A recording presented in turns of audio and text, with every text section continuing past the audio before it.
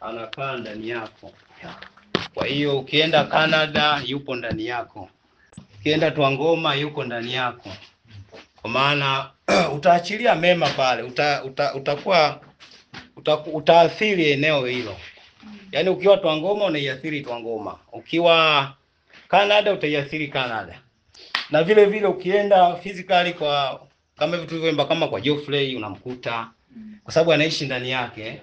Amen. Amen. Ukienda kwa pastor unamkuta, ukienda kwa yeyote unamkuta kwa sababu anaishi ndani yake. Amen. Ya, kwa hiyo kila utapoenda utamkuta. Atatoa matunda kutokea ndani yako, atatoa matunda kutokea ndani ya watoto wake wengine. Kwa hiyo kila eneo yupo. Amen. Amen. Ya, haleluya. Amen. Yes. Ya. Ya. Namshukuru Mungu kwa ajili ya siku hii ya leo. Imekuwa siku njema sana. Kwa siku njema sana. Imekuwa siku yenye upya ndani yake. Imekuwa sio siku ya mazoea wala tamaduni. Imekuwa ni siku mpya. Mungu wetu ni Mungu anayependa varieties. Ya, ukizaliwa, unapozaliwa, angalia hata mkono wako. Una vidole, lakini vile vidole havifanani. Hii fingerprint yangu na Geoffrey haiwezi kufanana. Ni Mungu anayependa varieties, sio Mungu wa kupenda tamaduni. Roho wake anatupa upya kila leo. Ndio maana Bible iko miaka mingi, lakini kila unapoisoma unapata kitu kipya. Kila unapoisoma unapata kitu kipya. Sio kitu kile kile. Yaani ni Mungu anayependa varieties. Mungu anayependa utofauti. Amen. Amen. Kwa hiyo tukae hapo. Ndio maana hata mtumishi alipokuwa anasema, anaongelea tu kwa habari hiyo. Kwamba Mungu wetu ni Mungu na anatupa hiyo kitu. Anasema ndani yetu. Anaposema ndani yetu, tunatakiwa tukumsikia, tunaposikia na tufanye. Yesu Kristo aliposema nendeni mkawafanye wanafunzi wangu, kwangu mimi maana yake alikuwa anamaanisha nendeni mkawafanye watu wawe na nidhamu kama mimi. Yes. Amen. Amen. Nendeni mkawafanye watu wawe na nidhamu kama mimi. Yeah. Umeona? Yeah. Ya. Kwa hiyo hivyo sio Yesu fulani wa tamaduni au kitu fulani, hapana. Ni Yesu nidhamu. Kwa maana ya unasikia Roho anakwambia unafanya. Yeah. Unasikia Roho anakwambia Yes. unafanya. Yeah. Unasikia Roho anakwambia unafanya. Haleluya. Amen. Ya, sio unasikia Roho anakwambia umekaa.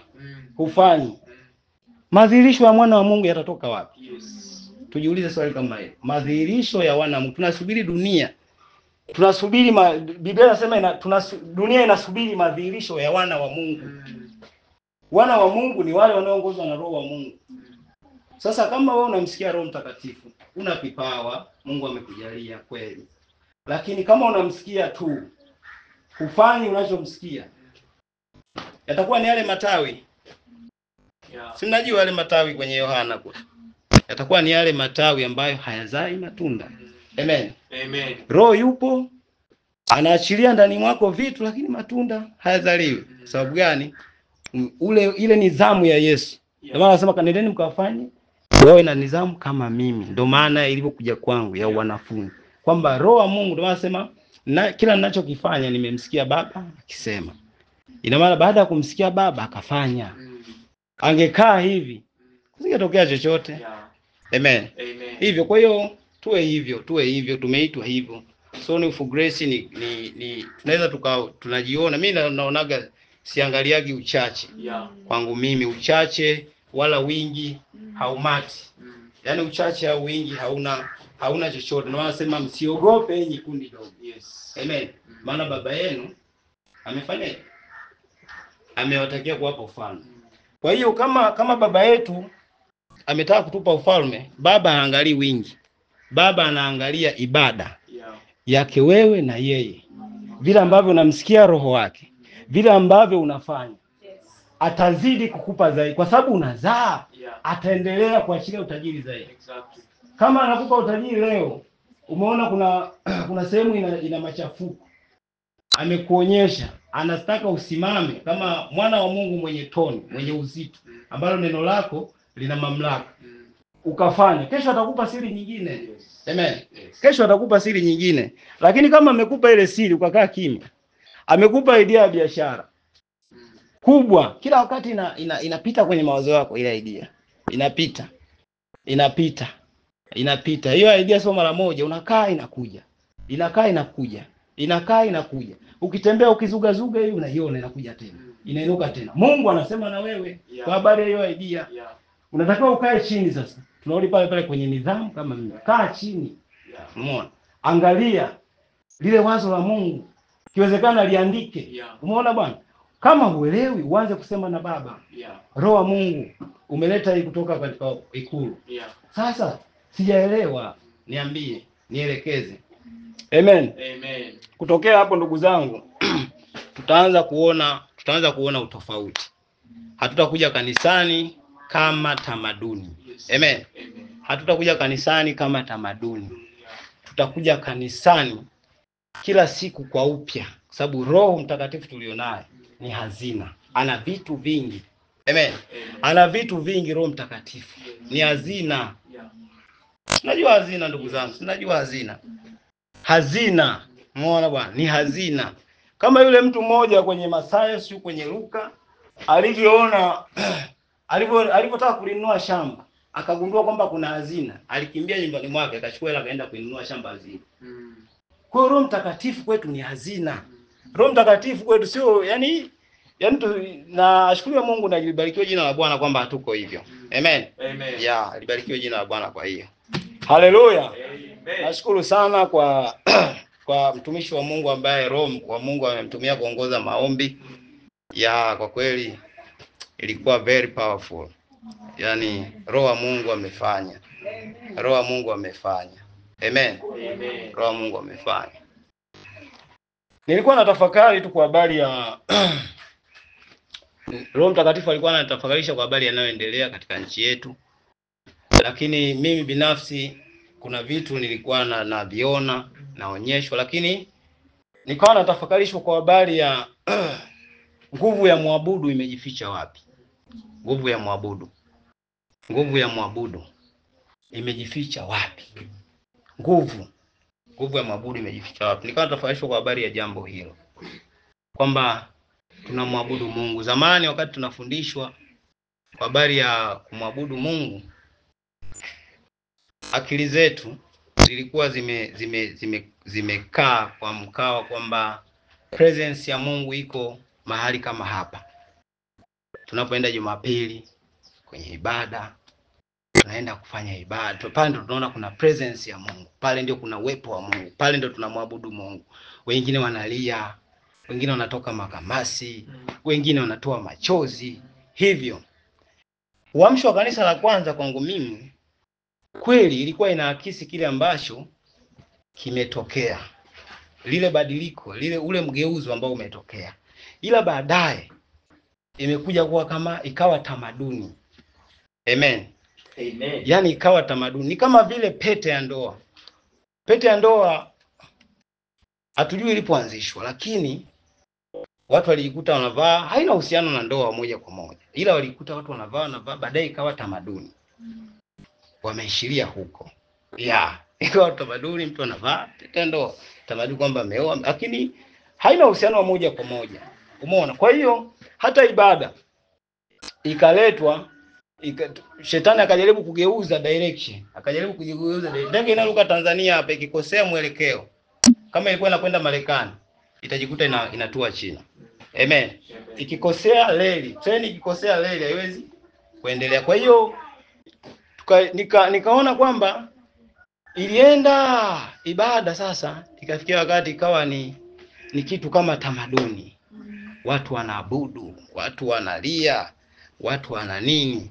Ikawa lea kwamba imekaa juu kuzuia ile ibada halisi ya Mungu. Ibada halisi ambayo msalaba ule, Yesu, vile ambavyo kazi ya msalaba ilikuwa imefanyika. Vile ambavyo Mungu alikuwa anawaza nini? Alikuwa anawaza wakati anamtoa, wakati anatoa wazo, anaandaa mpango wake wa Yesu Kristo kwenda kusulubiwa pale msalabani.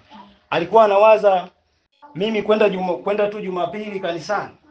Alikuwa anawaza nini? Alikuwa anawaza Jumatano, alikuwa anawaza Ijumaa. Hapana. Nikaja kugundua hapana. Umeona? Yesu Kristo, Mungu alikuwa anawaza anawaza kumfotokopi Yesu. Ndio maana kwenye Yohana pale anasema, tutasoma, lakini hapa anasema baba yangu ni mkulima, mimi ni mzabibu. Amen.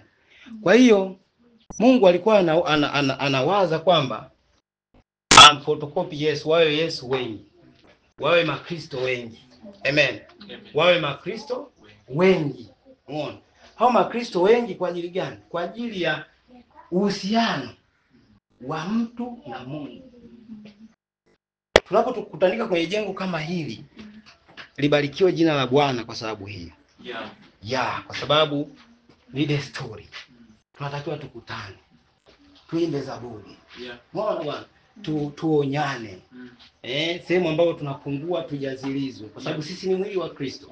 Kwa hiyo kuna mwingine kidole, kuna mwingine mkono, kuna mwingine sikio, hivyo. Kwa hiyo sisi ni mwili wa Kristo. Kwa hiyo dhumuni la kukutana, dhumuni la kuwa hapa, kukutana kama hivi ni kukamilisha, tunakuwa tumeukamilisha mwili wa Kristo. Ila ibada, kuabudu halisi ni mtu na Mungu. Sio mtu na mtu, sio mtu na jengo. Ni mtu halisi. Assignment yangu leo iko hapo. Kwa hiyo naomba tuangalie pale kwenye Yohana. Tuangalie kwenye Yohana 4 kuanzia mstari wa 19 mpaka wa 24. Tuangalie pale. Tuangalie pale. Nitasoma Yohana 4 kuanzia mstari wa 19. Yohana, yes. Nasema, yule mwanamke akamwambia, Bwana, naona ya kuwa huu nabii. Baba zetu waliabudu katika mlima huu, nanyi husema ya kwamba huko Yerusalemu ni mahali patupasapo kuabudia. Yesu akamwambia, Mama, unisadiki. Saa inakuja ambayo hamtamwabudu Baba katika mlima huu, wala kule Yerusalemu. Ninyi mnaabudu msichokijua, sisi tunaabudu tukijuacho, kwa kuwa wokovu watoka kwa Wayahudi. Lakini saa inakuja, nayo sasa ipo, ambayo waabuduo halisi watamwabudu Baba katika roho na kweli, kwa maana Baba awatafuta watu kama hao wamwabudu. Mungu ni roho, nao wamwabuduo yeye imewapasa kumwabudu katika roho na kweli. Amen. Amen. Naona hapo Bwana Yesu, mwanzilishi wa imani yetu, anatuonyesha kuabudu halisi. Amen. Amen. Kuabudu halisi. Najua unajua, ila tupo kwa ajili ya kupigana msasa. Tupo kwa ajili ya kukamilishana. Kuna sehemu unaweza ukawa unajua, lakini lazima tupigane msasa. Amen. Amen. Ndio maana kila siku tunaoga, kila siku tunakula. Kwa nini? Kujaziliza nguvu. Yale makali ambayo kama yamefifia, kuendelea kuyatia ili yawe na ukali. Amen. Kwa hiyo tunaona mstari wa 19 unasema, Yesu, yule mwanamke akamwambia, Bwana, naona ya kuwa unabii. Baba zetu waliabudu katika mlima huu, nanyi husema kwamba huko Yerusalemu ni mahali patupasapo kuabudia. Kwa hiyo tunaona kwamba ni kama mfano hivi, kwamba kama sisi tunapokuja hapa tunaabudu, au kama madhehebu mengine yanavyoenda kwenye makanisa yao yanaabudu. Ile ni kuakisi kile ambacho ni halisi. Amen. Apostle Oscar leo kusema kwamba kwa habari ya ibada ya moyo, kwamba ili ibada yetu tunapokuja hapa iwe na nguvu, iwe empowered, lazima ibada ya mtu na Mungu, moyo kwa maana ya madhabahu, moyo na Mungu, lazima uhusiano ule uwe strong. Bila hivyo tutakuja hapa, tutalia kutokea mwilini, kwa sababu mwili ulivyo, kuna ukipata hisia kidogo unatekenyeka, basi utalia, utafanyeje,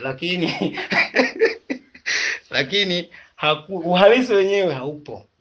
Kwa hiyo uhalisi wenyewe, Yesu hapa ndio anaambia huyu mwanamama kwamba nyinyi mwanamama, baba zetu waliabudu katika mlima huu, nanyi husema kwamba huko Yerusalemu ni mahali pa kuabudia.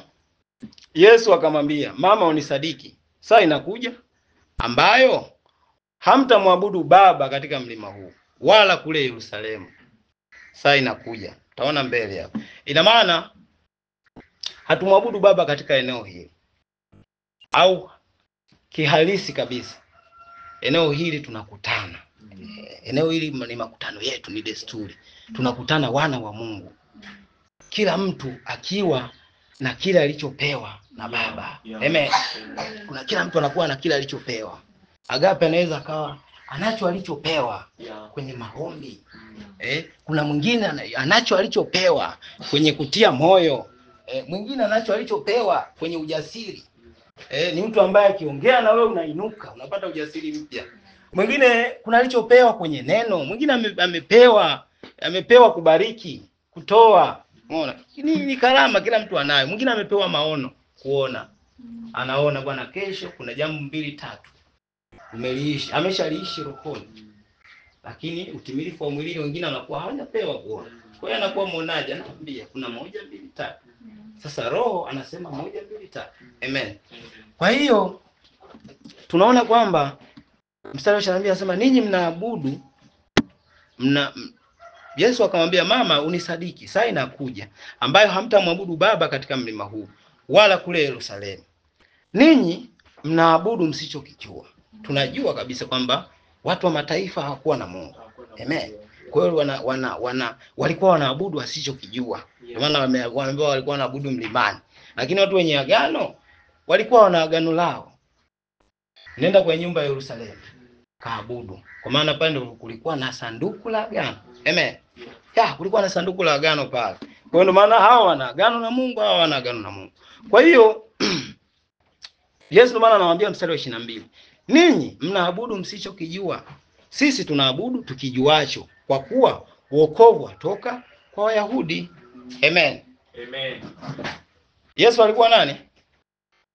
Alizaliwa katika Uyahudi. Alizaliwa katika Torati. Aitimize Torati yote.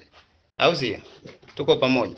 Kwa hiyo mstari wa 23 anasema, lakini sasa saa inakuja, nayo sasa ipo, ambayo wamwabudio halisi, ambao waabuduo halisi hawatamwabudu Baba. Lakini saa inakuja, nayo sasa ipo, ambayo waabudio halisi watamwabudu Baba katika roho na kweli. Hemsema roho na kweli. Roho na kweli. Roho na kweli. Roho na kweli. Hapa ndio Baba anapoabudiwa. Hapa ndio Baba anapoabudiwa. Anasema kwa maana Baba awatafuta watu kama hao ili wamwabudu. Baba alikutafuta wewe, akamtoa mwanae, akakununua kwa damu ya thamani ya Yesu Kristo, akaweka roho wake ndani. Alipoweka roho wake ndani, anategemea kutokea katika huyo roho umwabudu. Kutokea kwenye huyo roho ufanyaje? Umwabudu. Nje hapo utakuwa unapuyanga. Ndio maana tuko hapa, kuna maeneo tunapigana msasa. Sio nyinyi najipiga msasa, hata mimi. Najipiga msasa hata mimi, kwa sababu ni roho anayeongea. Amen. Amen. Ni Kristo anayeongea. Amen. Usipokee hii ninayoongea mimi, usipokee kitamaduni. Ukipokea kitamaduni utapishana na Kristo. Ukipokea kitamaduni utapishana na, ukiona Alesi mama hapa ni Alfred, utapishana na Kristo. Hiki ndio kitu ambacho umeandaliwa leo na roho wa Bwana. Kwa hiyo asema Baba awatafuta watu kama hao wamwabudu. Watu gani? Mungu ni roho, nao wamwabudio yeye imewapasa kumwabudu katika roho na kweli. Amen. Amen. Roho na kweli. Sasa hapa kuna pande mbili. Pande ya kwanza kwangu mimi,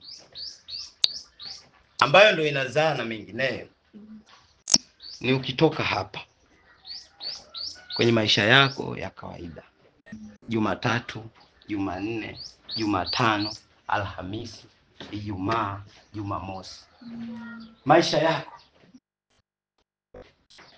roho ni nini? Kweli anapoabudiwa Baba ni wapi?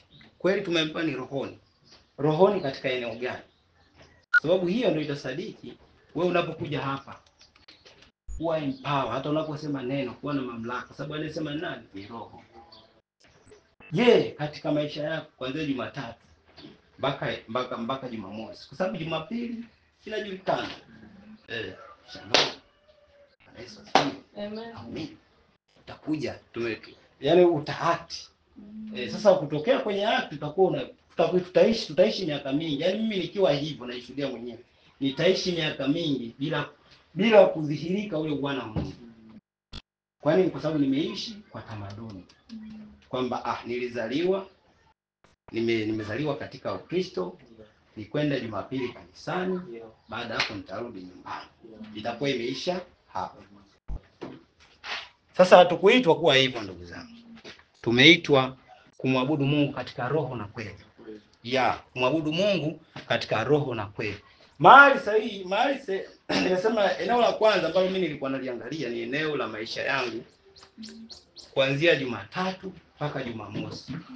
Maisha yangu ninapokuwa nyumbani, ninapopanda daladala, sijabarikiwa bado kupata gari. Ninapopanda daladala au ninapopanda mwendo kasi, ninapokuwa kwenye biashara, ninapokuwa kwenye kijiwe fulani, ninapokuwa na mtu fulani, ninapokuwa na watoto, ninapokuwa na mke, ninapokuwa na wazazi, yale maisha yangu ya je,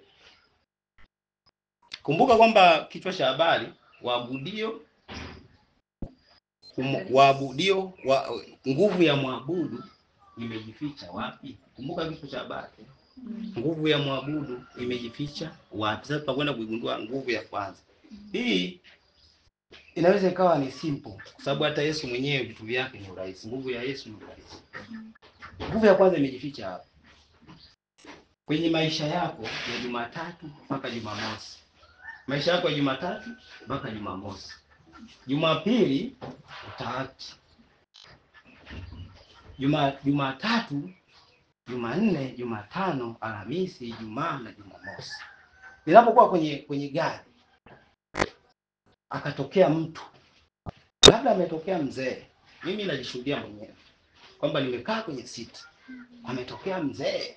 Mzee unaona kabisa hawezi kusimama. Ni mzee kabisa. Kwamba hawezi na watu wote wameganda. Ila wewe kwa sababu ni mwana wa Mungu ndugu zangu. Mimi najishuhudia mimi. Kwa sababu ni mwana wa Mungu. Sio kwa sababu ya tamaduni ulizopewa. Kwamba ukimwona mkubwa nyanyuka. Kwa sababu wewe ni mwana wa Mungu. Ndugu zangu, Roho atakushuhudia usimame. Haleluya. Roho atakushuhudia simama, mpisha huyo babu akae. Lakini sasa wewe ni mwana wa Mungu, Roho Mungu anaishi ndani yako. Wewe bwana. Sasa utaipoteza nguvu yako ukiendelea kukaa. Yaani Mungu anakuamini kwenye, ndio maana Yesu akasema ukiwa mwaminifu kwenye jambo dogo atafanyaje? Atakupa na yale makubwa. Mungu anakuamini wewe kwenye jambo dogo. Kwenye jambo dogo, yani jambo ambalo unaliona sasa hivi kumpisha mzee naye kae naye. Roho bwana tulia bwana. Umeona? Kumbe hapo unapishana na nguvu. Haleluya. Amen. Hapo unapishana na nguvu. Kwa sababu Roho anataka sasa kujua kwamba wewe ni msikiaji au mtendaji. Sasa unabaki kwamba wewe ni msikiaji. Kweli Roho amekwambia, amekushuhudia inuka. Sasa unapoinuka umetekeleza. Unapotekeleza umemfanya Roho asihuzunike ndani mwako. Sema msimuhuzunishe Roho Mtakatifu akae ndani yenu. Unapoinuka ina maana Roho Mtakatifu anafurahi. Baba anafurahi kwamba unamtii na kumsikia. Tunarudi pale kwenye nidhamu ya Kristo. Umemsikia Roho na umemtii, umeinuka. Kesho Roho atakupa kitu kingine. Tayari umejiaminisha kwenye jambo dogo. Ndugu zangu, na huo utii upo ndani mwetu. Utii ni Roho Mtakatifu. Yaani huo utii tunaweza kutii kwa sababu gani? Tunaye Roho Mtakatifu. Amen. Hatuna kisingizio. Yaani usio kasema nina kisingizio, hamna. Wewe huna kisingizio kwa sababu anaishi ndani mwako ni Roho Mtakatifu. Wewe unachotakiwa ni kutii tu, kuamka. Unapoamka unakuwa unaleta madhihirisho ya wana wako wa Mungu. Yaani kuna nguvu. Hutakuwa vile vile, mimi nakwambia. Hutakuwa vile vile. Hutakuwa vile vile. Sasa tunaona kwamba kweli hapa inapotokea ni pale yule mzee alipoingia. Yaani kumwabudu Roho na kumwabudu Mungu katika roho na kweli. Ni pale yule mzee alipoingia sasa kweli sasa. Ni pale mzee alipoingia, Roho akakushuhudia. Kumwabudu Mungu kweli sasa. Fursa ya kumwabudu Mungu imetokea pale. Anapoingia yule mzee Mungu amekuletea fursa ya kumwabudu yeye. sababu alikutafuta na anakaa ndani yake. Sasa anataka umwabudu. Sasa ulipomtii Roho, ina maana wewe umemwabudu Mungu pale. Haleluya. Amen. Hutaendelea kukaa kama, yaani hutaendelea kuwa kama ulivyokuwa. Nyingine labda Roho amekuonyesha kabisa kuna mtu fulani hana kitu. Yaani kuna mtu fulani hana kitu. Huyu mtu kabisa Roho anakushuhudia kabisa. Huyu hana kitu. Jamani, nayo mimi napendaga ninapokuwa nimepewa kuhubiri hapa. Niweke tu nisimike hivi. Ninapoambiwa kwamba natakiwa nisimame. Uwaga sijapewa kuzungumzia hasa hadithi za kwenye Biblia. Naomba hilo nieleweke. Nimepewa kuelezea maisha yangu. Kwa hiyo ninachoelezea ni kwamba ni kitu ambacho nina ushuhuda nacho. Yaani siwezi kusema Paulo alisema Yesu alitembea juu ya maji. Mimi sasa hivi ni Yesu. Mimi nimefanya hivi, nimetembea juu ya nini?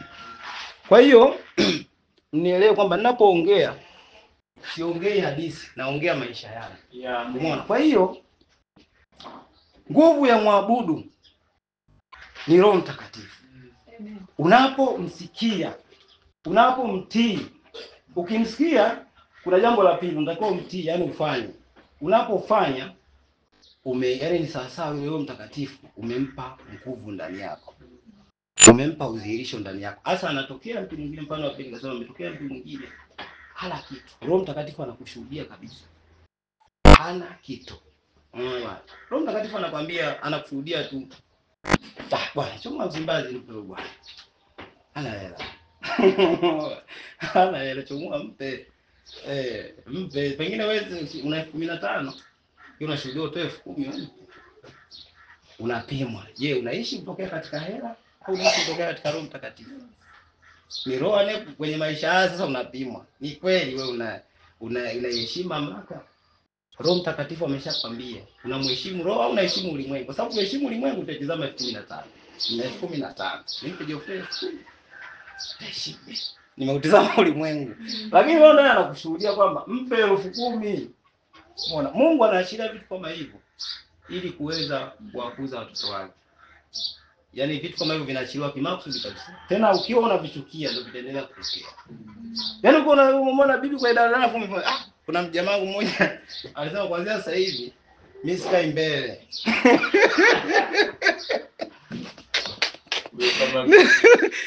Nikipanda kwenye daladala na kwenda nyuma. Kama kawaida backbench au. Na kwenda kukaa nyuma. Siwezi kukaa mbele. Nikaa mbele yani Mungu ataletea mtu tu. Kama hapo ndugu yangu unapishana na Roho Mtakatifu. Yaani hapo ile nguvu yako ya kiungu unaendelea kuisubirisha. Inatakiwa izihirike. Umeona? Hasa mwingine ndo kama hivyo umeshuhudiwa kuna 15. 15 ndio uko naye. Mtu anakushuhudia kwamba umpe 10,000. Umeona? Roho anakushuhudia mpe 10,000 bwana hana kitu. Pengine ni jirani, pengine ni Muislamu, pengine yoyote yule, lakini Roho kashakwambia mpe 10,000 bwana. Sinaelewa. Si wewe sio mtakatifu, sio mwana wa Mungu. Yoyote kwamba Yesu si alisema bwana. Au mkumbuke kwamba nilikuwa na njaa mkunilisha. Nilikuwa jela mkuja kuniona. Nilikuwa hospitali sio kuja kuniangalia. Wale wakamuuliza, bwana ni lini? Hujawahi kulala hospitali. Bwana mabwana hujawahi kulala hospitali. Wanasema mlipomfanyia mdogo kwa wadogo hao mtendea mimi. Ina maana tunapotenda si Roho Mtakatifu tunaongozwa na Roho. Sisi hatuongozwi na matabaka ya nje. Hatuongozwi na tamaduni. Hatuongozwi kwamba huyu ni huyu. In fact sisi sio Wakristo. Sisi ni Kristo. Sisi ni watu tunaishi nidhamu ya Kristo. Tunaye Roho. Kwa sasa anakuambia mpe bwana 10,000. Wewe tena utaishi nyumbani bajeti 20,000.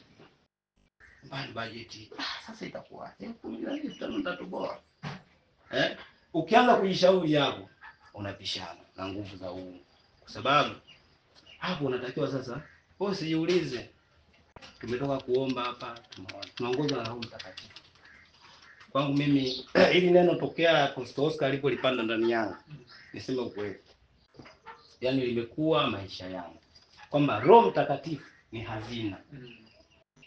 Roho Mtakatifu ni hazina yangu. Sijui hazina ina upungufu wa kitu gani. Hazina ina kila kitu. Yaani huyu Roho Mtakatifu ni zaidi hata hiyo hazina. Ana kila kitu. Kwa hiyo mimi naishi kutokea, mimi ni mwana wa Mungu. Kama na mwana wa Mungu naongozwa na Roho wa Mungu. Kwa hiyo mimi nitatoa ile tamu. Ninapofanya hivyo, yaani kwanza najisi tofauti. Alafu amani, yaani ndani mwangu kunakuwa na amani. Yaani nakuwa na amani. Yaani nisipofanya hivyo, aisee nitaishi kwa taabu sana. Yaani nitaishi kwa taabu. Yaani hiyo taabu ninayopata ni ile huzuniko la Roho Mtakatifu. Roho Mtakatifu anahuzunika ndani kwamba hujafanya kile alichokifanya. Wewe ni mwana wa Mungu. Ashukuriwe Mungu kwamba sisi ni vyombo vya udongo. Bwana anatutengeneza.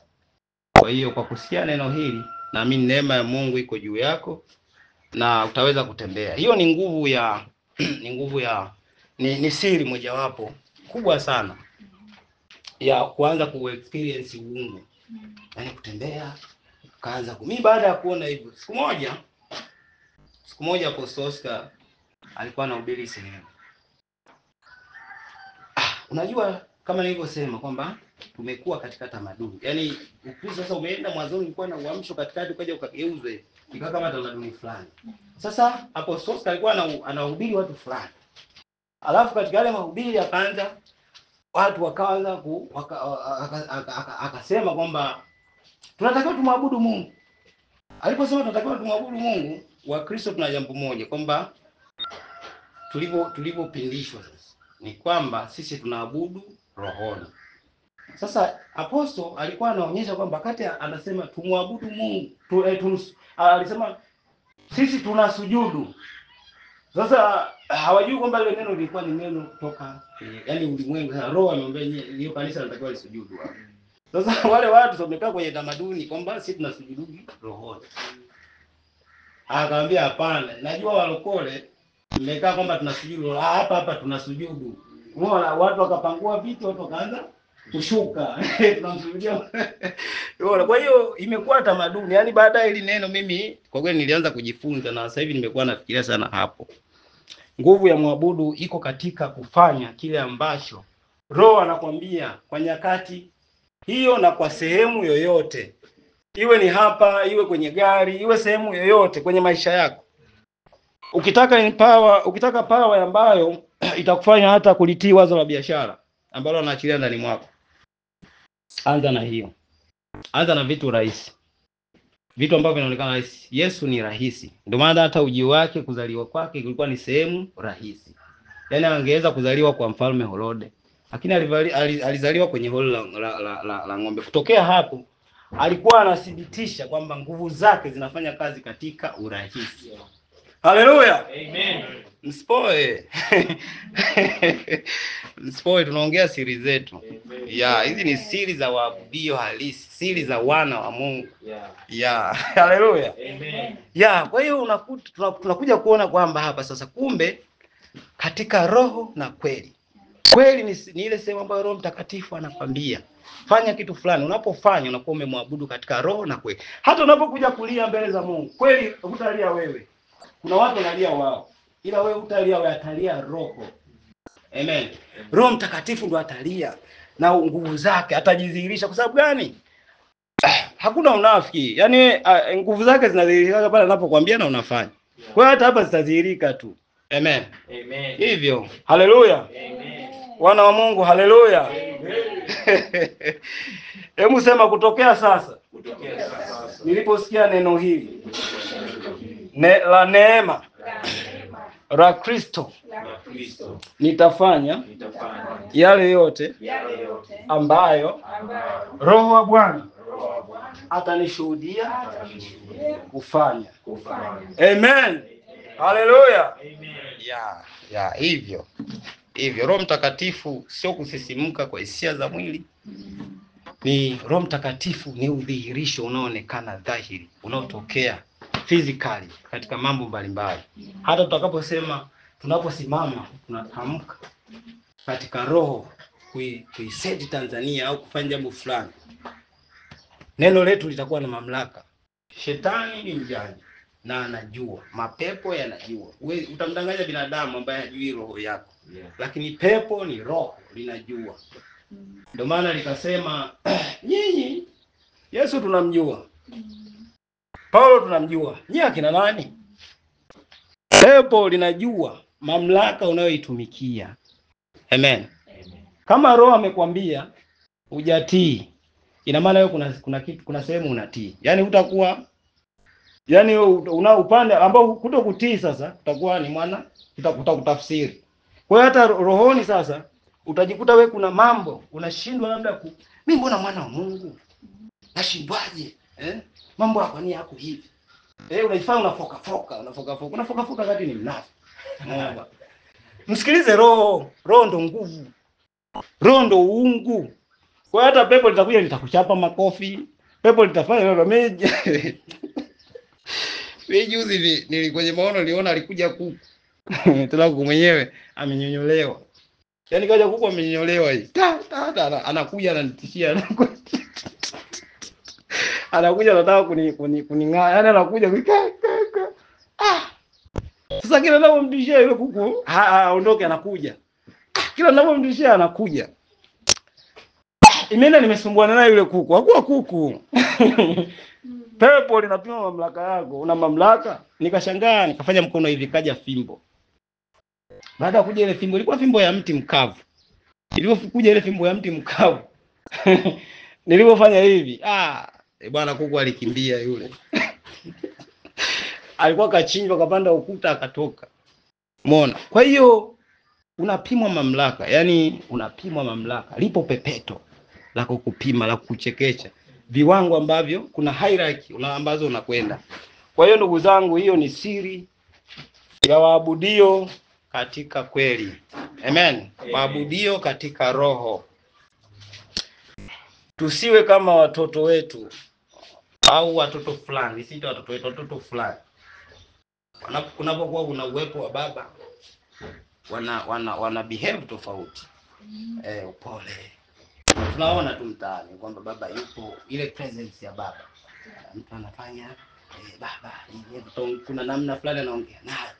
Lakini akitoka nje hapo, oya, mambo vipi? Afu nazingua wewe. Hiyo kauli huwezi kusikia akiwa mbele ya baba yake. Kwa sababu gani? Kwa sababu tu ile presence. Kwa hiyo tusiwe kama hao, na sisi sio katika hao. Amen. Sisi tunamsikia Roho na sisi tunaongozwa na Roho. Sisi ni wana wa Mungu aliye hai. Haleluya. Amen. Kwa hiyo ni siri nimewapa ndugu zangu. Ni Yesu Kristo, uungu wake, nguvu zake zipo katika vitu ambavyo ni rahisi sana. Yaani ukivisikia wewe nani? Petro hakuhitaji kuwa na kuhubiriwa si kufanyaje. Petro alimuona tu Yesu anatembea juu ya maji. Naye akachukua hatua. Akaona anatembea. Baadaye ndo akakumbuka, ni 15 akarudi. Nimewaacha. Akakumbuka na 15. Yaani akakumbuka kuanza kuiangalia dunia. Yaani sasa akaanza kuiangalia mazingira. Akatoka katika nidhamu ya Yesu. Akaiangalia 15. Tampaje 10. Shughuli ikawa imeisha hapo, akawa na zama. Bwana kabisa sasa. Amnyanyue. Amen. Amen. Haleluya. Amen. Haleluya. Roho anawahudumia. Amen. Kwa hiyo ni siri. Ni siri. Ni siri. Kuabudu ndugu zangu sio kuimba tu. Kuimba ni kiashiria vile, yani kuimba kwenye nguvu. Wote wanaimba, ila kuimba kwenye nguvu ni kule ambako wewe unafanya yale ambayo Roho Mtakatifu anakwambia. Vile ambavyo Roho Mtakatifu anakwambia ukifanya, basi ndo nguvu za Mungu. Hapo ndugu zangu tutaona, mimi naambia tuta experience uungu kwanza. Alafu tutaona madhihirisho. Ulimwengu unasubiri kuona madhihirisho ya wana wa Mungu. Tanzania inasubiri kuona udhihirisho wa Mungu. Lakini mimi nina ushuhuda tu kwa kanisa letu kwamba kuna siku tu Roho alisema kupitia mama nadhani kwamba tusimame. Nadhani ni Roho alimwambia tusimame, tuliombee kanisa, tusimame katika mahala pake. Unakumbuka? Yeah. Ina maana vitu ambavyo tunavizana, yani Roho akisema chochote sema. Kiwakilishe kifanye baada ya kufanya. Ninawapa tu siri. Baada ya kufanya mama bila ile roho ile Roho Mtakatifu kamshuhudia mama, akaiweka kwenye madhabahu. Sisi kama wana wa Mungu tukasema kwamba kanisa lisimame katika zamu yake, lisimame kwa hala pake. Kanisa halipo kwa ajili ya matumbo ya watu. Kanisa halipo kwa ajili ya ulimwengu. Kanisa lipo kwa ajili ya Kristo. Ni mwili wa Kristo. Kanisa ni nguvu ya Kristo. Katika nchi tulikuwa tunaona huko mfano nani wa manabii, wa makuhani. Mfalme anapokosea, mfalme anapokwenda tofauti, Mungu anasema kupitia kuhani, anasema kupitia nabii, anakwenda.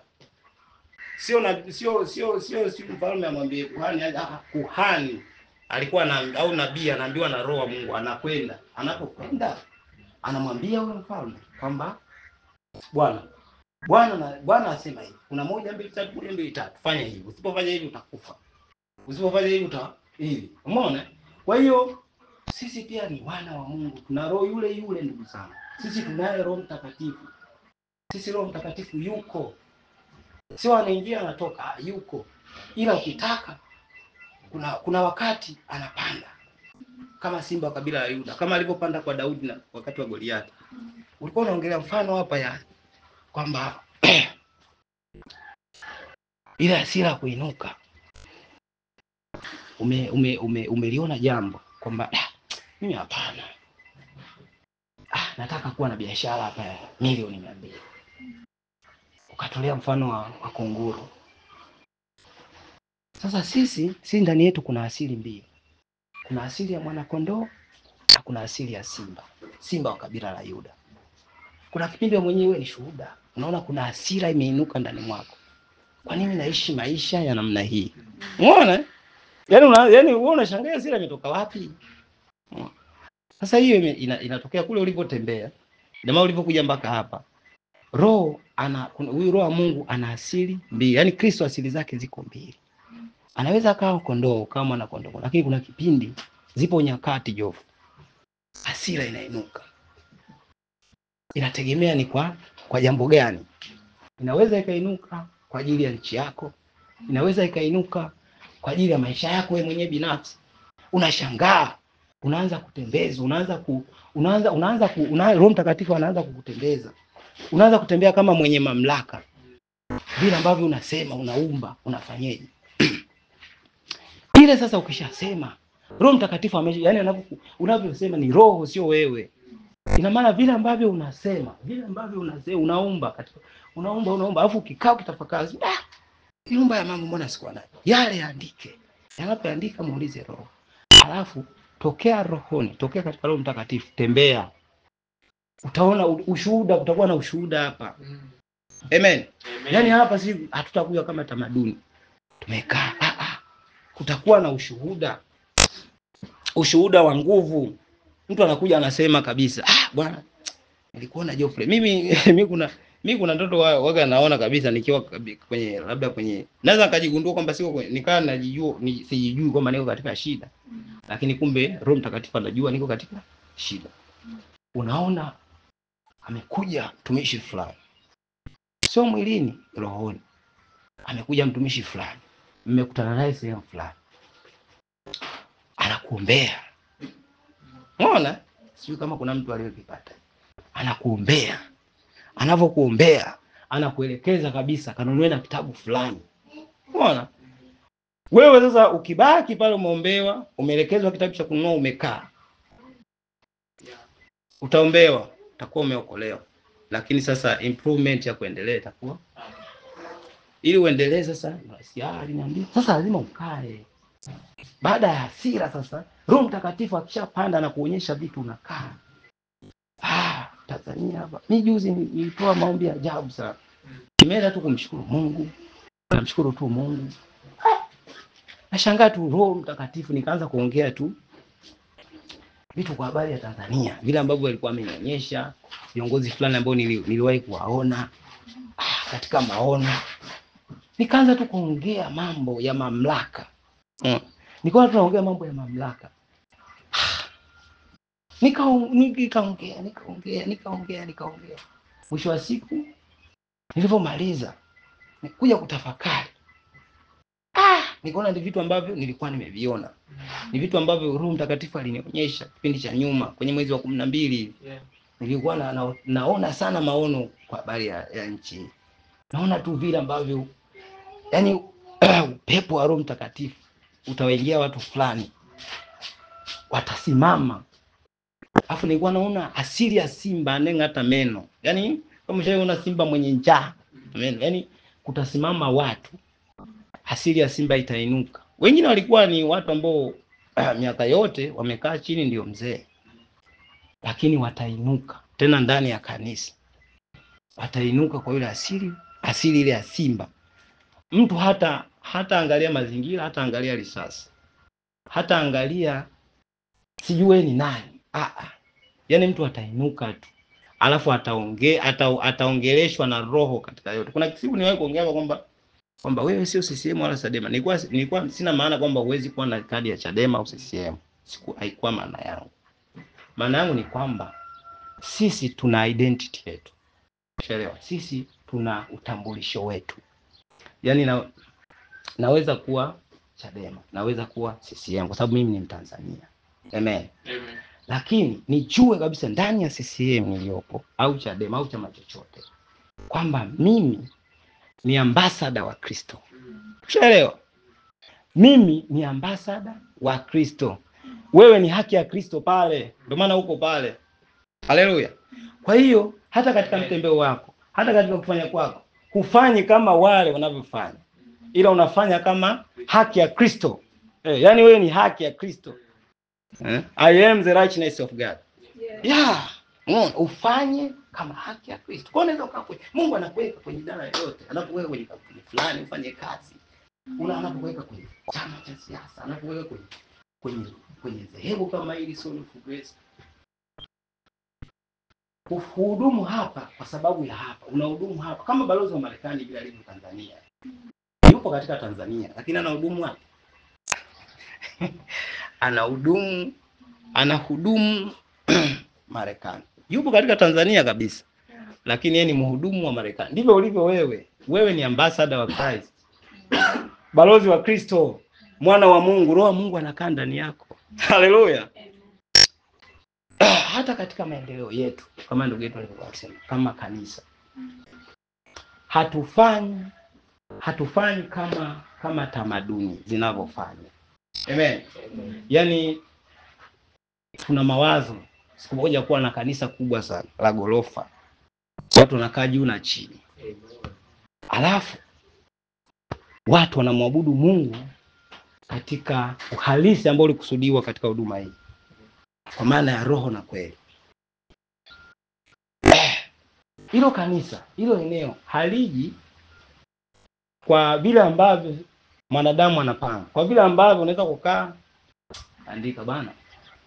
Hivi nataka kujenga. Sasa kama nataka kujenga, ujenzi wa mahali hapa kiwanja kinauzwa milioni 20. Kwa kama kinauzwa milioni 20 au milioni 30, nahitaji kama kutafuta milioni 30. Pata milioni 30 ndio. Achana noa. Then nianze mpango wa ujenzi. Ujenzi haiko hivyo. Sisi wana wa Mungu hatujaitwa kufanya kazi kwa namna hiyo. Hata ashukuriwe Mungu hapa tulipo kwamba ni kusudi la Baba. Ana mipango na sisi hapa, ametuficha hapa na kusudi lake.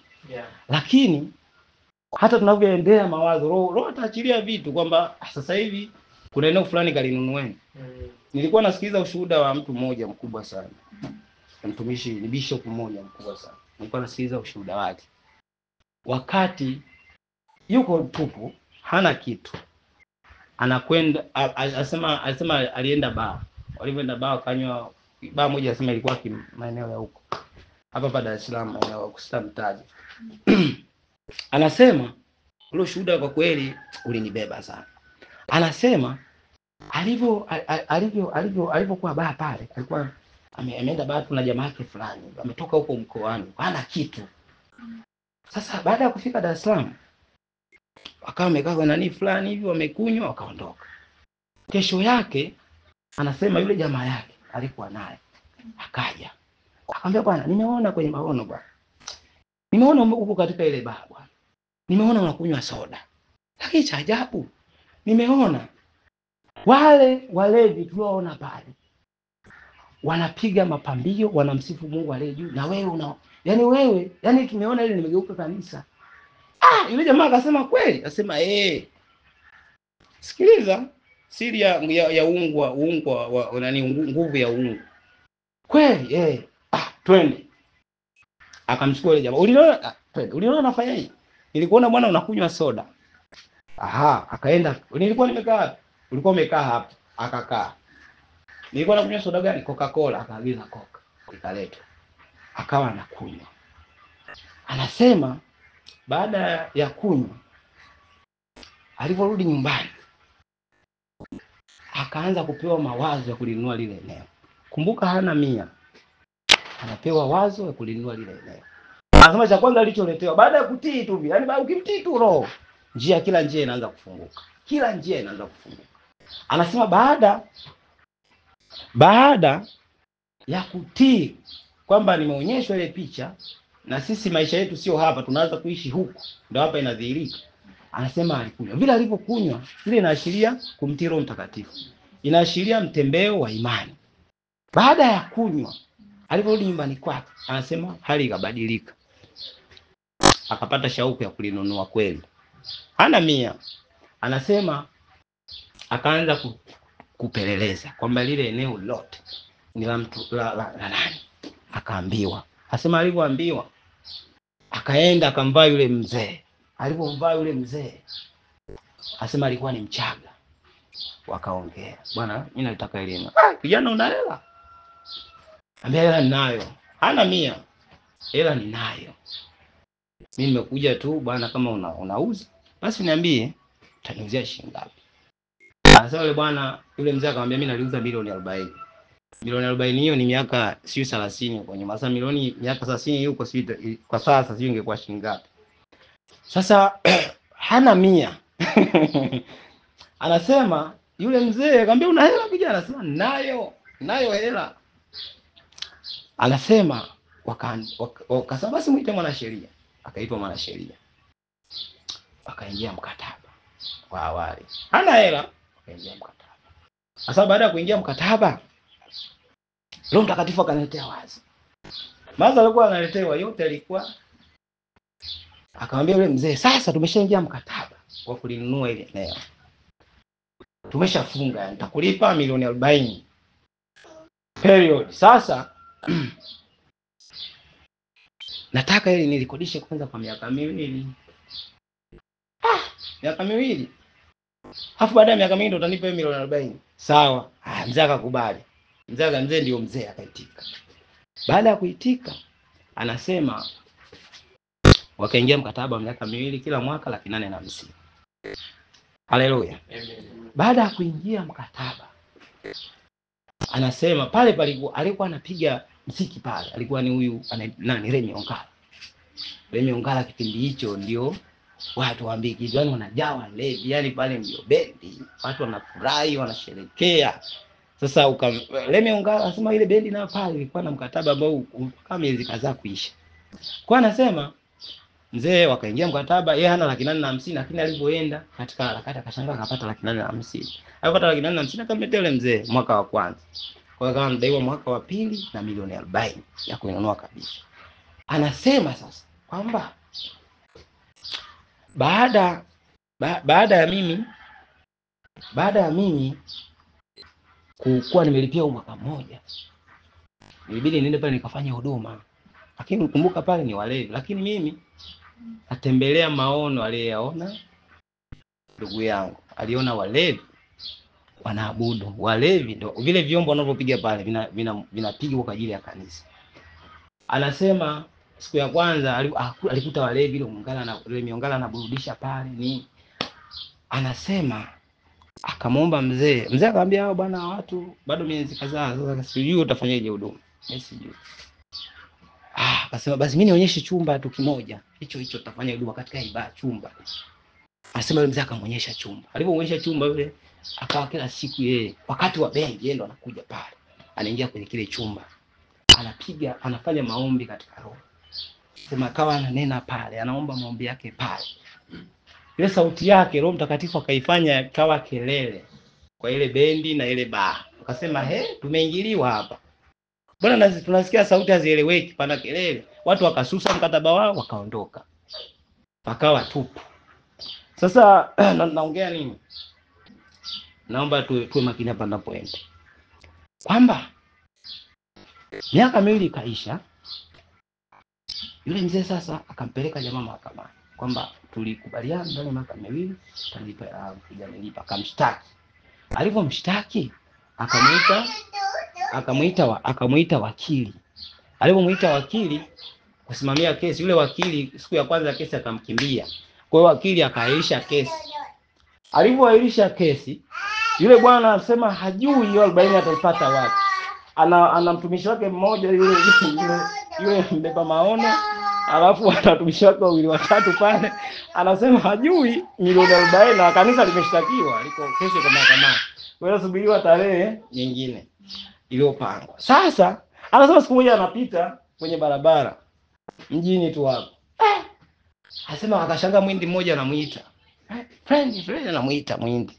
Kwa kumuona akapaki gari pembeni. Wewe bwana mtumishi, kutokea huko shule anajulikana ni mtumishi wa Mungu. Sasa vipi maisha yanaendaje bwana? Ya sawa ila ndaiwa. Itumie fursa vizuri. Nadaiwa ndugu yangu. Nadaiwa. Bwana huduma yangu imeanza hapo bwana. Lakini nadaiwa tuishi na watu vizuri kuongozwa na Roho Mtakatifu. Tokea tuishi na watu vizuri. Yoyote tuishi naye vizuri. Basi yule muhindi anasema akamwambia kwamba unadaiwa, hebu tukute tukae sehemu bwana tule chakula. Sababu wewe unaona mtumishi umechoka. Wakakaa sehemu wakawa nakula chakula. Sasa ndo wanapeana ilivyokuwa hii tuseje mpaka ilipo. Anasema yule muhindi akasema sasa kama hilo mimi ndani yangu kuna Land Cruiser mpya. Iko pale nyumbani kwangu pale Mwanza. Ila sasa mimi bwana naguswa hii cruiser hii. Hii embu iwe yako. Ichukue tu ikusaidie kwenye huduma kama sadaka yangu. Haleluya. Amen. Kwa hiyo yule bwana anasema kutokea pale basi wakapiga stori yule mwindi vizuri. Akasema bwana sasa cruiser yenyewe ndio hiyo kwa Mwanza, kwa hiyo ifuate Mwanza siku fulani. Wakapeana miadi ikawa imeishia pale. Anasema akamfuata yule mzee. Alipomfuata yule mzee bwana mzee sasa vipi bwana, najua tarehe imekaribia nini, lakini mzee mimi na cruiser mpya bwana. Na cruiser? Sema na cruiser mpya. Sasa nataka nikupe hiyo. Sawa, nipe hiyo cruiser. Lakini cruiser mzee iko Mwanza. Sema sawa. Tutaenda Mwanza. Sasa cha ajabu yule mzee sasa akamlipia bwana tiketi ya ndege. Wakaenda Mwanza. Huyu mzee anasema sikwenda na basi, nikaenda na ndege. Yaani huyu ananidai kanilipia tiketi ya ndege kwa ajili tunafuata gari.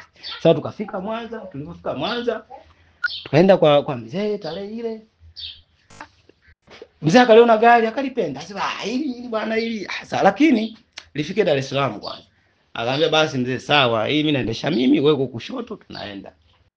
Wakaendesha wakaenda. Asema wamefika Dar, walipofika Dar wakamuita yule mwanasheria. Wale walikisha naye mkataba ule wa kwanza. Walipomuita mwanasheria akamwambia bwana mzee, tumediscuss hapa. Tukubaliane nje ya mkataba bwana. Nje ya mahakama. Kwamba kuna mambo hapo, kuna mkataba mpya tuingie. Yule mzee ambiwa ndio, asema sawa bwana mimi sawa Mchaga. Sawa. Wakaingia mkataba ule. Mzee bwana timing za Roho Mtakatifu akitaka kukupa. Yaani Mungu anachezaga game anakupa. Yaani anakurahisishia wewe, yaani njia zinapotokea uzione. Anasema wakaandika mkataba wa pili kwamba hii gari tutatoa kutoka kwenye 140 mimi nitadai 30. Kwa hiyo gari thamani yake 10, milioni 10 enzi hizo. Milioni 10 sasa mzee kwa nini usipunguze kidogo hata 20? Anasema 10. Yeye jamaa akasema sawa. Nisihuzunishe maono ya Roho Mtakatifu. Akasema sawa. Baada ya kusema sawa ukaandikwa mkataba kwamba huyu bwana wamekubaliana nje ya mahakama atalipa. Amemlipa huyu bwana milioni 10. Amempa gari thamani ya milioni 10. Kwa hiyo atamdai 30. Anasema yule bwana siku ya kwenda mahakamani anataka kuanza kuboboaje yule mzee. Mwanasheria akaambiwa akasema pale, bwana huyu bwana mkataba hivi na hivi, wana mkataba mpya na nini. Asema mkataba ukapelekwa kwa hakimu. Hakimu akasema, huu mkataba kwanza ulikufa mzee. Mkataba unaoishi ni huu. Kashakulipa 10. Kwa hiyo mkataba unaeleza kwamba mmekubali. Si mmekubaliana? Atakulipa kidogo kidogo. Asema game over. Pro akawa amemaliza jambo hilo kwa staili hiyo. Alikuwa ana 10, ana eneo la milioni 40. Baada ya hapo asema mambo yakafunguka. Mambo yakafunguka, akamlipa yule mzee kidogo kidogo, hela yake ikaisha. Sasa hivi ana makanisa mengi. Umeona? Kwa hiyo huu ni ushuhuda ambao mimi nilipoupata ulikuwa tu unanikumbusha vile ambavyo tuna lugha yetu, tuna mtembo wetu wa kimbingu. Vile ambavyo mambo yetu hayatokei katika kuonekana huku, katika mazingira, katika vile vitu vinavyoonekana kwamba hapa na milioni itatosha hapa. Yaani mpango ambao unatoka ndani ukiutii unakuja huko compact. Unakuja huko complete, sio? Kwamba umekamilika, yani kila kitu kipo humo. Ni kama tunda la Roho Mtakatifu. Yani kila kitu kipo, ni hazina, yani utaletewa. Kuna mtu ulikuwa unacheza naye sasa hivi ni bilionea na hela nyingi. Ila utashangaa miaka yote hamjawahi kuonana, siku na ukiwa kwenye hilo jaribu. Hilo jaribu unaweza ukaliona ni Goliati. Ukaona ni Goliati mkubwa. Ila huyo Goliati anatakiwa aanguke. Ili ukifikie kiti cha ufalme, katikati kuna Goliati. Haleluya. Amen. Ili ukifikie kiti cha ufalme, katikati kuna Goliati. Sema maneno. Ili nikifikie kiti cha ufalme, katikati kuna Goliati. Lazima umshinde Goliati wako. Unamshindaje? Una asili simba wa kabila la Yuda. Anainukaga. Anainukaga. Siwezi kuwa hivi. Hapana. Nakataa. Unashangaa unapewa mipango. Kuna sehemu ulikuwa una ujasiri unakwenda. Kama yule mama alikuwa anazungumza siku ile, alikuwa anazungumza tu kwa habari ya hasira, ya asili ile ya kabila la Yuda. Anakuwasha kwamba huna gari. Leo amenionyesha nina gari. Au basi nakwenda tu. Yadi nauliza. Bwana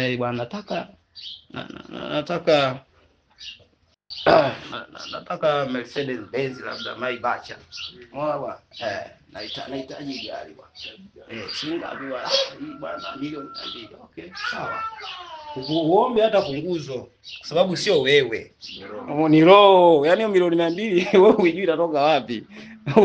Utembei wewe, anatembea roho. Roho mwenyewe ndo anafanya, usimuingilie. Yeye ni wakili. Unaona, ukimwingilia ina maana ni kama mahakamani wakili anakuwakilisha. Unataka ujitetee wewe. Atakuuliza hakimu, bwana vipi tumuondoe wakili? Haleluya. Kwa hiyo tumuondoe wakili, usimame wewe. Kwa sababu wewe sasa unataka kwamba unaweza kujieleza, unaweza kujitetea. Sasa wewe hata vipi ndugu yangu, nikae pembeni. Unaona? Kwa hiyo ili yote ya mipango ifanikiwe, mwache aliyeanzisha mipango. Haleluya. Amen. Haleluya. Amen. Aisee, na kuona mbali. Amen. Na kuona mbali. Amen. Na kuona sio yule mtu wa tamaduni. Yeah. Na kuona ni mtu mpya kila itwapo leo. Amen. Na kuona ni yule mtu ambaye unasikia na unafanya kutokea kwenye karama yako. Amen. Kutokea kwenye karama yako. Amen. Haleluya. Amen. Niseme hivi, tunapoisoma Biblia tunaona kwamba Paulo leso zake zikaponya wagonjwa. Leso zake sijui akapelekewa watu. Akafanyeje? Tunamsoma Bwana wetu Yesu akatembea juu ya maji, akalisha watu 5,000. Si wewe Roho Mungu alikuwa juu yake. Unaona? Tunasoma maandiko kama haya. Tunapomsoma Petro, tunaposoma injili zile, tunapomsoma Mathayo, Luka, tunaposoma mitume wao, Filipo akahamishwa kutoka huko akapelekwa huku. Tunaona sisi ni kwamba tunasoma habari za watu waliotembea na Mungu. Amen. Amen. Alafu akalala katika kizazi chao. Amen. Sasa tunataka kuzisoma habari zako katika kizazi chako. Yeah. Wewe uliyetembea na Mungu katika kizazi cha majira ya 2000. Yeah. Wewe uliotembea na Mungu, ushuhuda wako ni nini? Ushuhuda wako ni nini? Uliotembea na Mungu. Ndio maana nasema usitembee katika tamaduni. Wewe sio mwana utamaduni. Wewe ni mwana Kristo. Yaani umefotokopi. Hebu naomba tusome andiko hili. Tusome andiko hili. Tusome andiko hili. Tusome andiko.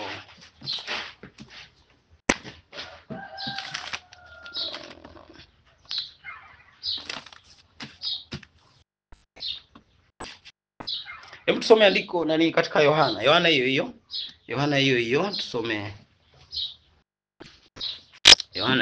tusome Yohana 15. Hebu tuangalie pale kwenye Yohana 15 pale kuanzia mstari wa 6. Yohana 15 mstari wa 6.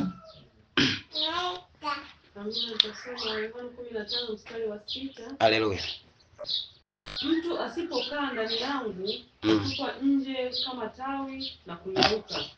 Watu huyakusanya na kuyatupa motoni yakateketea. Ninyi mkikaa ndani yangu na maneno yangu yakikaa ndani yenu, ombeni mtakalo lote nanyi mtatendewa. Haleluya. Wanane. Hivyo utukuzwe Baba yangu kwa vile mzaavyo sana, nanyi mtakuwa wanafunzi wangu. Amen. Umeona, anasema mtu asipokaa ndani yangu hutupwa nje kama tawi na kunyauka. Watu huyakusanya na kuyatupa motoni yakateketea. Ninyi mkikaa ndani yangu, sema mkikaa ndani yangu, na maneno yangu yakikaa ndani yenu, ombeni mtakalo lote nanyi mtatendewa. Sasa igeuze hii kwamba mimi nikikaa ndani ya Kristo, na maneno ya Kristo yakikaa ndani yangu, nitaomba lolote litatendeka. Amen. Kukaa ndani, mtu asipokaa ndani yake ni kwamba sasa hivi tunaye roho. Usipomsikia roho, wewe ukae ndani ya Kristo, utakuwa unajidanganya, lakini ukae ndani ya Kristo. Ila ninyi mkikaa ndani yangu na maneno yangu yakikaa ndani yenu, ombeni mtakalo lolote. Kibali cha mamlaka kiko hapa. Kibali cha mamlaka kutisha, sio kufuta, kufanyeje, ni kukaa ndani ya Kristo. Ndani ya Kristo, kwani amesema katika maombi. Kwamba hakutuacha sisi yatima, ametuachia Roho Mtakatifu. Huyu Roho Mtakatifu atawajuza yote. Atasema sasa Roho anakujuza. Unasikia lakini hutendi. Usipotenda mtumishi, anakuwa ni hasara, unapata hasara. Na baba yako anakuwa mpata sana. Baba yako sio hasara. Baba yako ni Mungu wa faida. Ndio maana hapa mstari huu hapa, mstari wa ngapi? Mstari wa 8 anasema, hivyo hutukuzwa Baba yangu kwa vile mzaavyo sana, nanyi mtakuwa wanafunzi wangu. Kuwa mwanafunzi wa Yesu ni unavyozaa kunaashiria kwamba Roho wa Mungu anafanya kazi ndani yako na wewe unamtii na kufanya. Haishii tu. Mungu, sikia, Mungu ni Mungu mwenye nguvu sana, ila afanyi kazi nje ya kanuni yake. Amekupa wewe mwili. Baba yetu ni all spirit, ila wewe amekupa mwili. Alipokupa mwili, anakaa ndani yako, anategemea utakuwa jirani wa jirani zako, mfanya kazi. Anataka kufanya kazi na wale wafanya kazi wenzio. Anataka kuwa baba wa watoto uliokuwa nao. Anataka kuwa mume wa huyu mke uliokuwa naye. Umeelewa? Ndio maana ukiondoka anasema mimi ni mume wa wajane. Umeshaelewa? Anataka vile vitu ambavyo ameweka kanuni kwamba hivi vitu vinafanyika ndani ya mwili. Haleluya. Amen. Kwa hiyo hatafanya nje ya kanuni yake, anafanya ndani ya kanuni yake. Amen. Ndani ya kanuni. Yaani Mungu wetu ana nguvu. Anaweza kufanya lolote, lakini ameamua kujiheshimu kwamba anafanya ndani ya kanuni. Ndio maana akaona niwe na wana wengi. Sasa hivi hana mwana mmoja, ana wana wengi. Brother ni mwana wa Mungu, Baraka ni mwana wa Mungu, Roho wa Mungu yuko ndani yake. Abraham ni mwana wa Mungu. Jackson ni mwana wa Mungu, dada the same.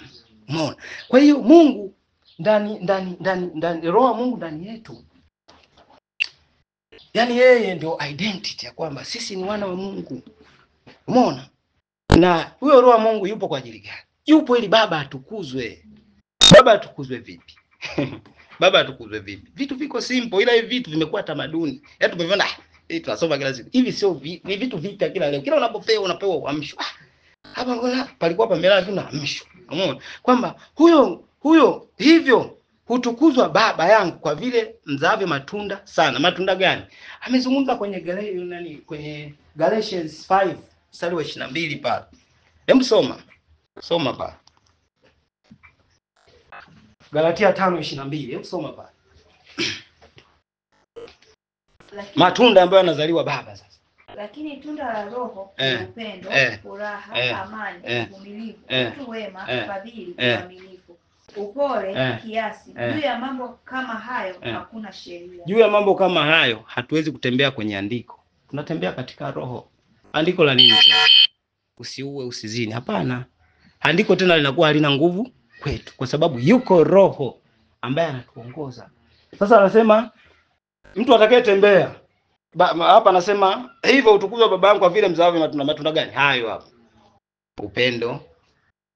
Unaona nchi yako inaenda tofauti. Unaona kuna mtu watu wanauawa. Ule upendo wa Baba wa Roho unakubidisha. Unakukai kwa amani. Roho anaugua ndani. Kwa nini watu wanauawa? Unaanza kusimama kama mtu mwenye mamlaka. Roho wa Mungu anakusimamisha kama mtu mwenye mamlaka. Sasa anasema kule alipokuwa anahutubia Yesu, akasema wale watu wakasema walimu wetu wanaongeaga tu kama walimu hivi. Lakini huyu ameongea kama mwenye mamlaka. Sio unaelewa? Kwa hiyo ndio hiyo iko kwako. Yaani kuna kipindi unasimamishwa, unakuwa yani kama wewe ndio umeumba hii kitu. Yaani unakuwa yani sio wewe, Mungu mwenyewe. Yes. Na geuza. Yaani unashangaa unaongea maneno ambayo huyajui. Umeona? Haleluya. Kwa hiyo hivyo utukuzwe Baba yangu kwa vile mzaavyo sana. Nanyi mtakuwa wanafunzi wangu. Mtazaa upendo. Upendo ndio umeingia kwenye daladala. Umemwona babu. Roho anakuambia inuka, unainuka. Umemzalia baba ametukuzwa. Yule mtu pale kijana wangu barikiwe. Barikiwe sana, atakubariki. Lakini atamshukuru Mungu. Atamshukuru Mungu. Umempa yule jamaa 10,000. Hata ishie asante sana bwana, ubarikiwe. Kwa lile tunda la Baba. Baba ametukuzwa. Sasa Mungu akubariki sana. Kwa vile ambavyo umemsikia baba yako, baba yako anavyoona ameabudiwa katika hali hiyo. I say utabaki vile ulivyo. Na kuhakikishia utabaki vile ulivyo. Utaona tofauti. Mimi nimeona. Mimi kuna kipindi kuna watu Mungu amenipa. Yaani yeye tu amenipa. Sasa sijui ndo kupepetwa lakini ndo amenipa. Unaona? Sasa imeenda. Siku ukaingia upepo. Sema upepo. Kumba naanza kuona mawazo, nikaanza kurudishwa kwenye ulimwengu. Sasa maliza sawa. Sasa itakuwaje?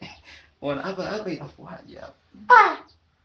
Unaona anashuhudia Bwana toa wape wa watu au sio wazembe.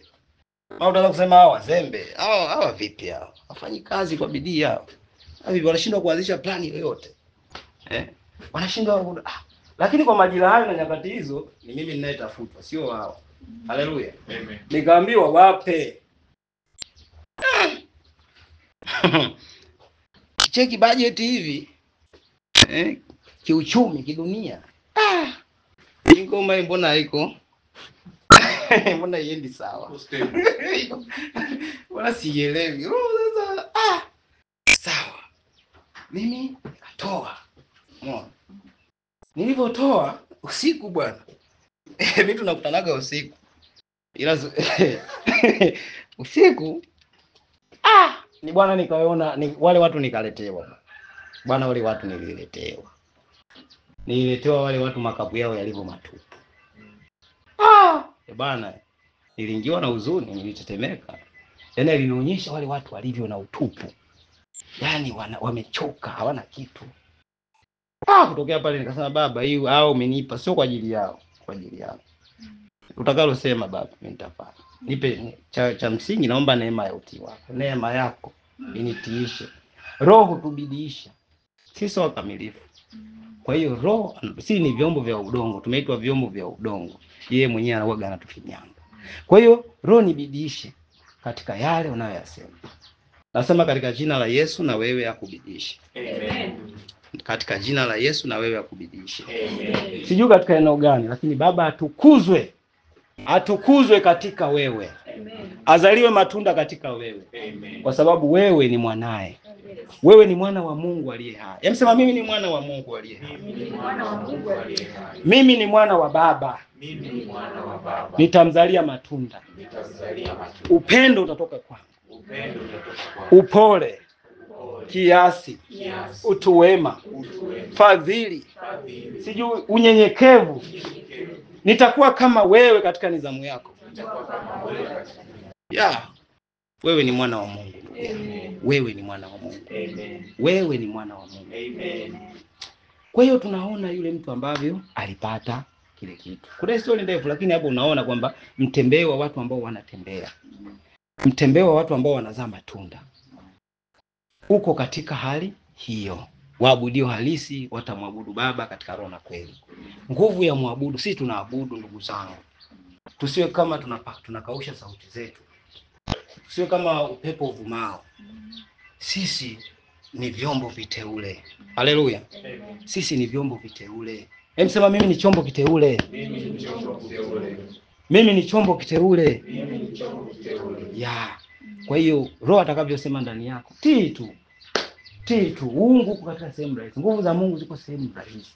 Ni wewe kutii. Tumsikilize roho, tukishamsikiliza roho, tutii, tufanye kile ambacho roho anatuongoza. Haleluya. Amen. Haleluya. Amen. Haleluya. Amen. Yeye ni baraka sana. Amen. Ya.